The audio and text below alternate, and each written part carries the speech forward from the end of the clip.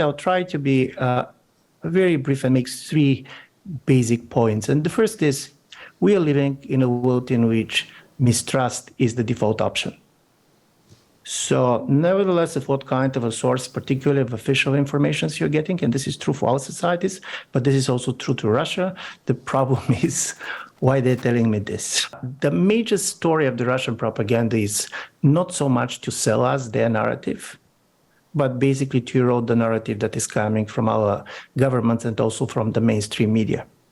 If the Soviet Union believed that they're better than the West, and this was at the heart of their propaganda, now the major argument is we're not different. And I'm saying this because for me, one of the critical things to understand how it works was to try to explain certain things that does not make much sense. And one was when in 2014, the Russian special forces basically landed in Crimea.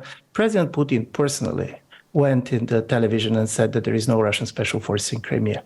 Some politicians are lying, even heads of state, but normally you're lying on certain things on which you have certain room to maneuver, and basically said that it was not true. But the moment when he was saying that there were no Russian special forces in Crimea, probably his Western colleagues knew the names of the people. And he himself, 2 weeks later, gave them medals for being there. So why then you're lying? And you're lying to be called a liar. So then you can say, liar like you. What about the weapons for mass destruction in Iraq? I do believe that this type of a game in which you all the time is doing something that is excessive, try to be exposed, and after that you weaponize it, the famous kind of a judo metaphor with which the Russian president was so much happy to work was very important for this initial period. Secondly, in the information war, disinformation can be as important as the true information. Strangely enough, quite often you can basically be disbalanced also on the basis of a very much of a true information. One of the major decisions that the American government has done was that prior to the war, they decided to do something that normally intelligence agencies never do, which means basically publish on a daily basis the type of information about the movement of the Russian forces that they had. And the major argument was that President Putin, as somebody coming from the intelligence services, till now have never started a war in the absence of surprise. So you believe that if you're going to show him how much you know about the movement, about the communication within the Russian staff, and by the way, Bellingcat did a great story, basically shows how it works. It's not simply basically what is true and what is not true, how it works. But unfortunately, this didn't work, and basically the war started. I'm saying this, and then I go to my third point. We should not go into the trap of explaining everything that you don't like with the Russian disinformation, and particularly the fake news and others.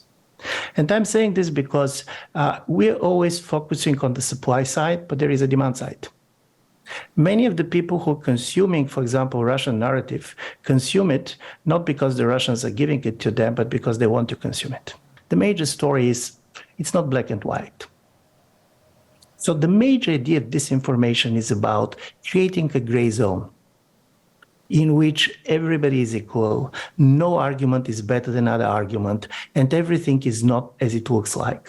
So the major message is do not trust your eyes. And from this point of view, I was reminded at the end of the World War I, during the Versailles Treaty, one of the members of the German delegation went to the French leader Clemenceau and said, Mr. Clemenceau, probably in 100 years, historians are going to have a different view of what all this war was about. And then Clemenceau said, for sure, but nobody was going to claim that Belgium attacked Germany. So from this point of view, I do believe that the Russian propaganda believes that in the world in which we're living, even probably in 10 years, somebody can claim that Ukraine attacked Russia. Try to understand that many of the views and many of the information which we consumed is based on our value or ideological predispositions, that we're very much there. We consume the information in the way we want to consume. The strength of the disinformation comes that it creates communities. It creates communities of argument. It can mainstream certain arguments. It can make certain things which are not true to start to look legitimate. And I'm saying this because when we're just focusing also on the Russian sources of disinformation, we're totally underestimating the fact that for very special reasons, people and groups in our own societies are telling stories which are very much kind of drastically changing what is happening on the ground, not because they're necessarily interested to serve the Russians, because they want to serve themselves. For example, they want to delegitimize certain governments, certain positions, certain media. This is also the biggest problem of the journalists. Because in a certain way, you don't know what to say. For example, all this kind of investigative stuff, we're coming to a certain truth, and you know that it could be weaponized, and it can be weaponized in a way that you cannot imagine. So for me, this creates also a lot of moral problems on the side of the journalists, and particularly journalists who on one side want to tell the truth, but on the other know that they're functioning in an environment where a lot of their leaders believe that there is no truth and everything is just an information war. I never was one of the people who believed that simply through disinformation, particularly centralized disinformation acts by a certain type of players, we can explain everything. And where I do believe Christo is absolutely right, the biggest now target of the Russian propaganda is Russian society. And interestingly enough, in order to make it effective, they were even forced to give much more pluralism in certain positions, because this kind of a vertical propaganda that we had before is not going to be effective anymore. This is why you should have different opinions. You should have some people being outraged by certain things, even that the governments are doing, because otherwise they had the feeling that people are living in a kind of information coma and they don't know how this is going to end up. The biggest problem is that operating in a world in which mistrust is the default option is very different from operating in a world in which people generally start with trust and after that they're asking questions. And my last point on this is we're very much centered on the war.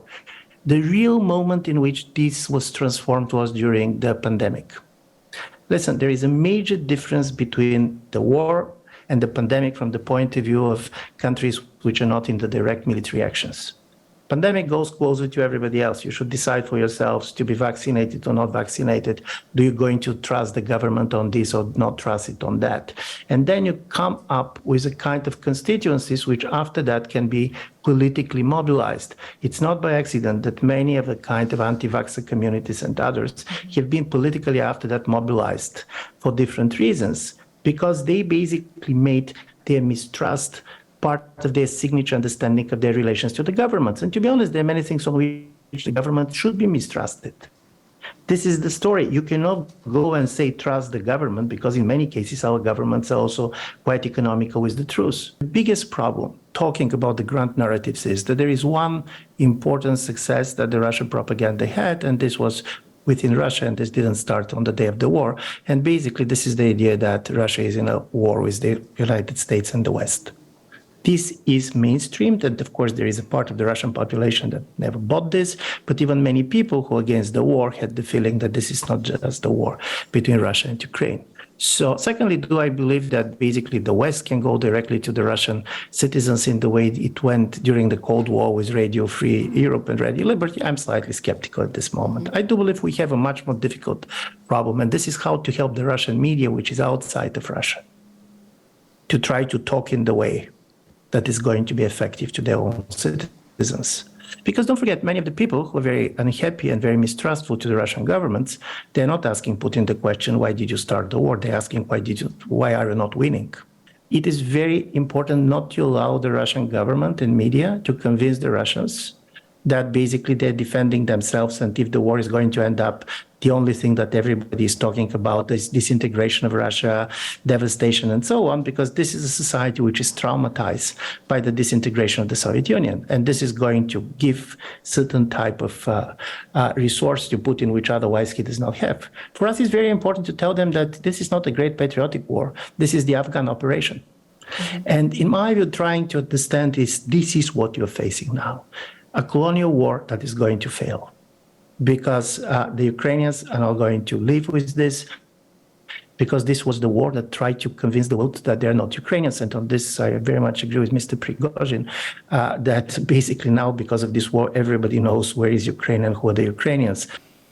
I asked this question today in the morning from the experts and ask you too. What will be the biggest dream or narrative or myth, what remains in Russian people's soul after the war is ended? Is it empire, still, is it, I don't know, great power? Is it state? What it is? What do you think? This is a much more interesting and difficult question to be answered in 3 minutes. But there is one important thing to happen is basically one of the paradoxes of the disintegration of the Soviet Union was that during the Soviet period, Russians as an ethnic group have been trading power for identity. In a certain way, basically, if you remember, there was not a communist party of the Russian Federation, and there was not a government of the Russian Federation within the Soviet Union.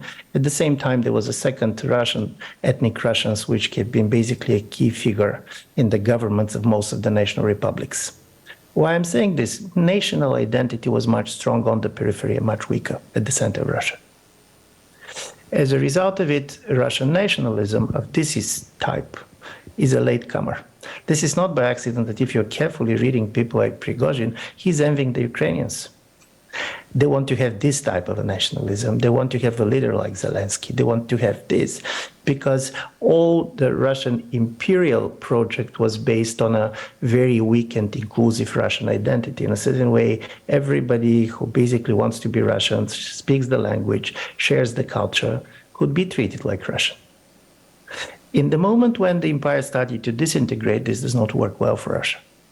And President Putin, and this is a long conversation which everybody has his obsession and I have mine, I do believe that President Putin was very, very much also shaped by his very profound demographic fears of what is happening to the Russian population. If you see the 3 months before the war, on several different occasions, without being asked, he was quoting a prediction by the famous Russian 19th century scientist Mendeleev that in the year 2000, there are going to be 500 million Russians in the world.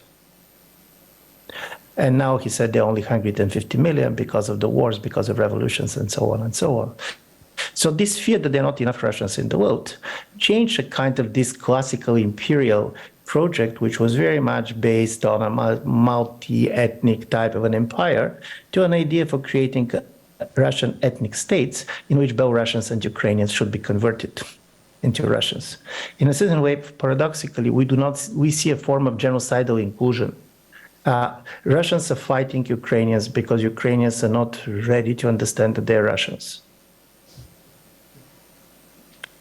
And as a result of it, basically, what you're going to end up, and by the way, something similar, of course, in a totally different key has happened in Turkey at the dissolution of the Ottoman Empire, where basically the Turkish identity was very weak. And basically, we have Atatürk, which created the Turkish ethnic states based on the kind of a much more ethnic idea of a nation which was not so much present before. As a result of it, depending how the war is going to end, you're going to have a different kind of a question concerning about what is all this Russian identity. But I'm saying this because this is the question, and this is what very many people cannot understand. Paradoxically, part of this aggression that comes on the side of the Russian government is rooted in the fact that Russian identity is the weakest identity on the territory of the former Soviet Union. I'm even not talking about the Baltic republics or the Georgians or Armenians, but basically Ukrainians. And to be honest, Russians these days can much easier define what it means to be, who are we. And this also explains, in my view, part of the things that otherwise very few people are going to understand, the massive abduction of kids. In the Russian ideology of basically they all are Russians, they are our kids, and we're not going to allow our kids to be turned into Ukrainians. Do you think that EU and NATO are doing enough for supporting Ukraine? This is one of the questions that should be forbidden. What it means enough. Okay. By the way, are they doing enough or not? You're going to know when the war is over. And secondly, of course, when people are dying. So from this point of view, are they doing something serious? Yes. Is it easier for them to do more? Is also not easy question, because when you're helping, it's also very important to keep the population on your side. And for the moment, European Union succeeds in this much better than many people expected on the day the war started. Before leaving, I'm just going to give you two figures.